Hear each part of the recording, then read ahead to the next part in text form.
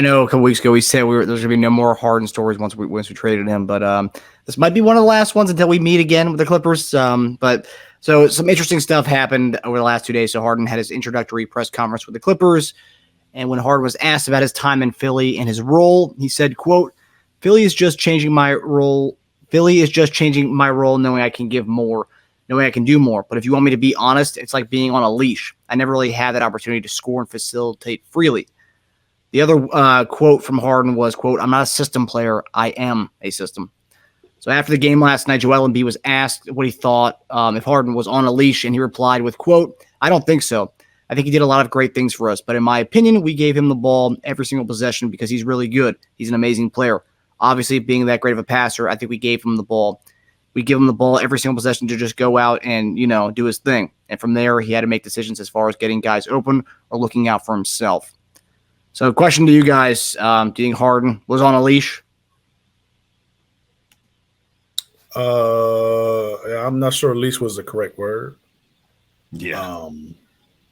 Because I think he was free to play, but I do feel that there were some restrictions. If you think back to last season and they had the conversation between him and Doc was saying Joel's the number one option. And then you're the next guy. That right there tells you there's limitations to what he can do.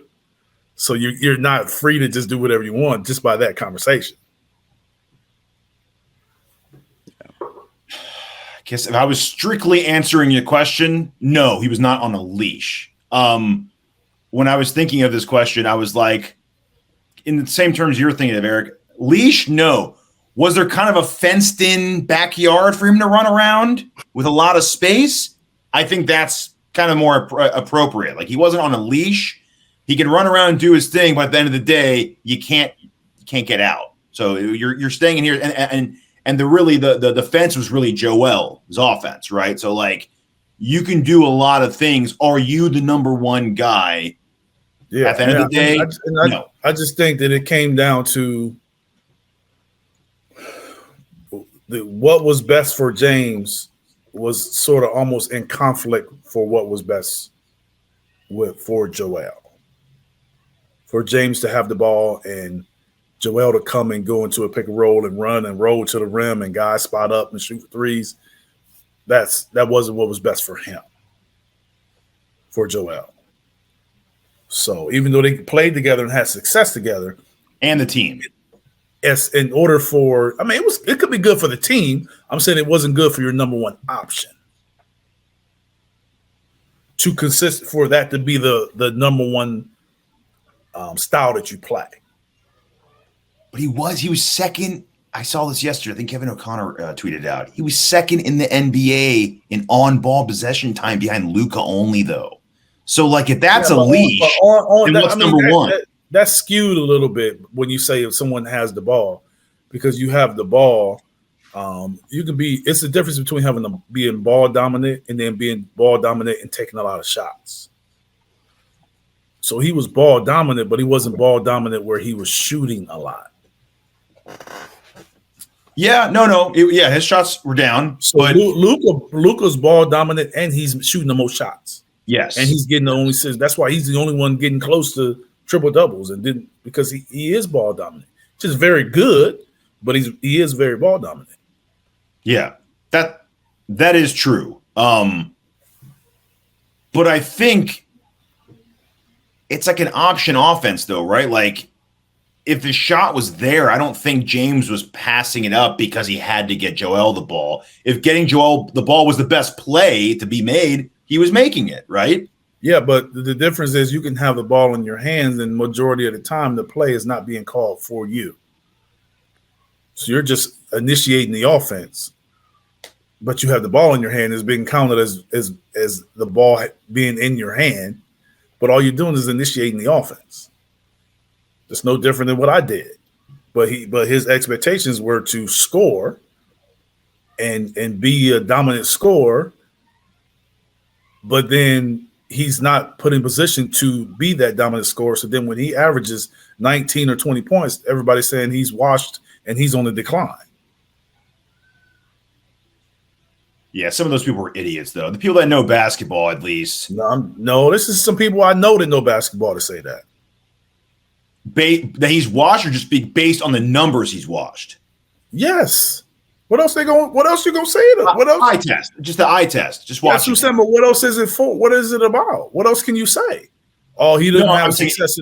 I'm just saying, then they say, oh, well, he didn't have success in the playoffs. I'm gonna say, well, Joel did neither. Yeah, no, he didn't. So we don't say that, you know what I'm saying? So people saying he washed it, he's on the decline because his numbers decline. Well, his numbers decline because of how he played. Yeah. Do I think he can still put up 33 numbers a game or 34? Probably not. But he can score more than he did. I said this. He basically scored that, it being on most nights the third option. Yeah, that's true. And I said this in the playoffs. Like, I don't need him to score 40 or 12. I'd rather him just steady going 22 every game. Like, you don't need this 45 explosion, and then like the next game is 15. I'd rather just have you going 22 every game consistently. And that was the thing. Like on the games where he was awesome, when games where he played well, he was like lights out. And the games he was bad, it was like, what are you doing? Like, why aren't you shooting? Shoot the ball. Because the games that we needed him to, he came through in the Boston, but then other games where like Joel wasn't feeling it either. It was like, all right, James, we need that 45-point James now. And it just wasn't there. So, it's unfortunate, but I also think it's funny that he wanted to retire in Philly. Now all of a sudden he was on a leash. So it's like another one of the many voices in James's head, and it depends what day of the week you get him on. He might say something different.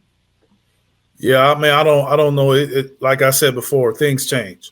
So you say you want to retire, and then you could say you want to. A lot of people say they want to retire at a job, and then the circumstances change, and all of a sudden they got a different viewpoint.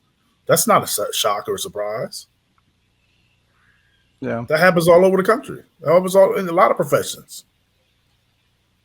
But when we think of athletes, it's always, oh, he changed his mind or he see it differently. But people do it all the time.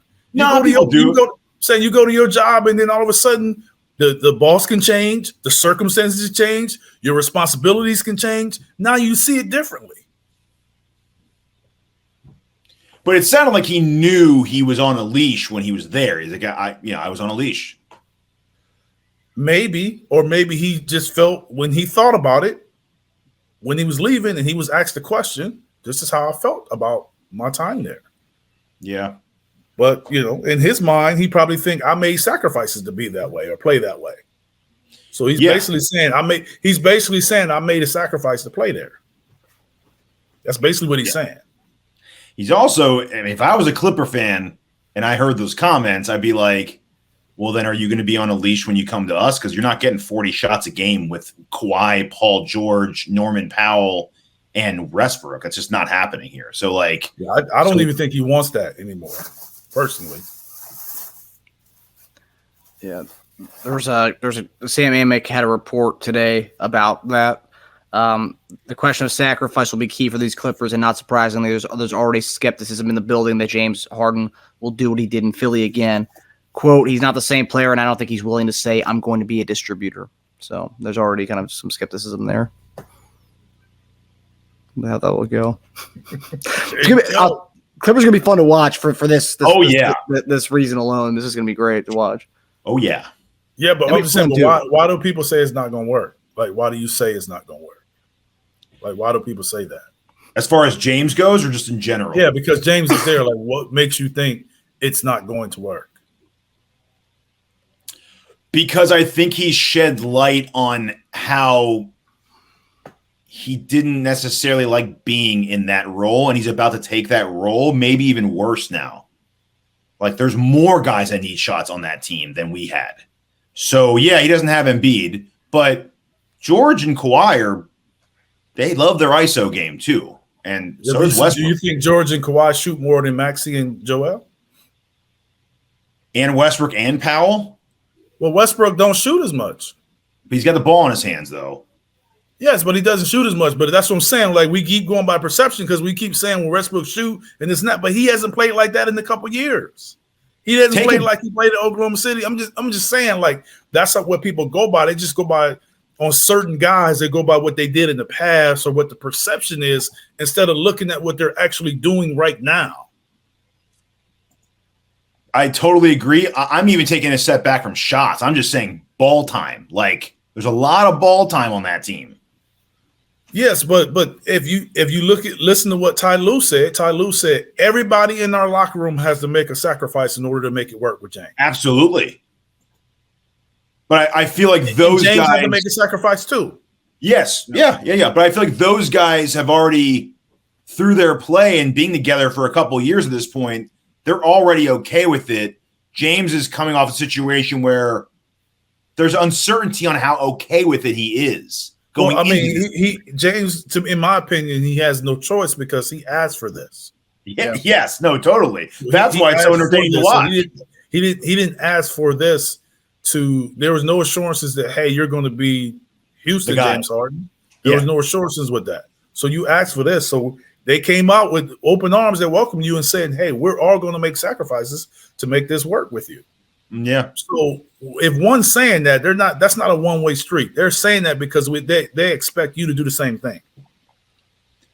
Well, he also came to Philly knowing that Embiid was the guy, but then he's asking Doc if he could play with the second team so he can jack up 25 shots a game. So it's like saying it on Monday and then feeling a different way on Thursday is a little different, right? But asking to play on the second team is making a sacrifice. You're saying I understand that he's number one. I understand that he's number one. So instead of coexisting with him, put me on a different lineup? No, it's not coexisting with him. So he's number one. So it just depends on how you look at it. So you say he don't want to coexist with him, and I'm saying I'm looking at it from a standpoint of, hey, he's option number one. How about all the minutes that he's off the court, I'm with the next group, so I can then be option number one. There's a lot of guys feel that way. That's very common for number two or number three on the team to feel that way. To me, that's like saying, you know what, hey, Teja, go get in Eric's car and drive to the restaurant. I'll take the next car. I'm cool with Eric. I don't want to get in his car. You don't think Tobias want to be on the court when Joel's not on there? You don't think he want to be out there when Joel's not there so he can get more touches? Enough to ask for it? No. That's the difference. Asking for it and wanting it, or what's the difference? You still want it. I think that's a big difference, though. These guys are professional and grown men. Why can't you go ask for what you want? But Eric, we were the hottest team in the league playing that way. You want to mess up team down? You said it's a problem. It's not a problem with a guy asking for it. They all want it. If you said, so would you want a guy to ask for it and want it, or a guy to talk about it in the locker room and act like it and never say anything, but he talk behind your back? Which one you want? No, I don't like the backdoor crap. I don't like the backdoor crap. No, I don't like. But what I'm saying is the coach still had the decision to be made. It wasn't like he had to do it. Oh, yeah, of course. And asked them. So that's my whole thing is, it's not like they had to do it. But if the current construction is working as is, and we were the hottest team in the league for like 3 months last season, why are you going to ask to do such a drastic change just to be on the second? It's not a drastic change. He's not asking Joel to do anything different. But it's changing the dynamic of the squad as is. It's changing the road. It's changing anything as far as he's going to sit out and Joel's going to sit out. He's just basically in that conversation. He's saying the minutes that Joel are out, I'm in. Does that make the team better though? But I don't understand. I think personally, I felt that should have been done. If your top two players, you stagger their minutes. Yeah. That's we did do that. Like, why would you not do that? We did do that. Maybe not enough to his liking. Yeah, I'm just saying maybe not enough. But we've talked about how that should have been staggered. That's how we talked about how to get to buy shots. We've said that forever. Yeah. That's true. So it is. I mean, maybe amongst the team or a guy coming public with Doc, the one that made it public. Nobody else made it public. I know. He loved it. I bet too. And on top of that, he made it look worse because he blamed it on James not getting the All-Star. Yeah, so Doc made that public. Doc did that. So he made it look even worse. Yes. It looks all about him when he says that. So he basically made him seem like he was selfish and all about him. But no, we didn't know that. We didn't know any of that was going on until Doc put it out. No. Yeah. Yeah, some fans are saying they're just trying to start a petition to make sure Doc's the one calling that Clippers and Sixers game. we have 2 in March with them, and there's a petition going out that they want Doc to call that game. They want that to be an ESPN game. I'm not against any of those things. I'd love that. Are they on the Tuesday or Thursday? If it's on Tuesday or Thursday, then it's not going to happen. Let me look. Clippers. Yeah, that'd be unreal if that were to happen. So shoot. Yeah, March 24th to March 27th. Yeah, based on Google, does not say those are ABC or ESPN games. Which day are they? Like the day of the week? 24th is a Sunday, and then 27th is a Wednesday. Ooh. They got a chance. Ooh. Those are ESPN ABC days. That's what I was asking. If it were Tuesday or Thursday, that ESPN ABC aren't on Tuesday or Thursday. Sundays and a good chance, I'd say. Sunday, I think Tuesday, Thursday, and Mondays they don't do. Yeah, that's gonna be fun. Hopefully, Doc does call one of those games. If I'm ESPN, I'm doing that too. I'm trying to make that a thing. Of course, you can hype that up. It's the biggest storyline of the off season, and now in season. Oh, that makes sense. Yeah. March 24th, it's a 3. The Sunday game's a 3:30 game, and I think that is their the ABC spot. I think. Is that the LA one? Is you looking at Philly? The Philly time at 3:30. It's just 3:30 Eastern Standard Time. It's a Sunday game. It's the one at Los Angeles. Yeah, that could be a ESPN or ABC game. I could see that. Yeah. But they do play a lot of afternoon games on Sunday though, so we'll see.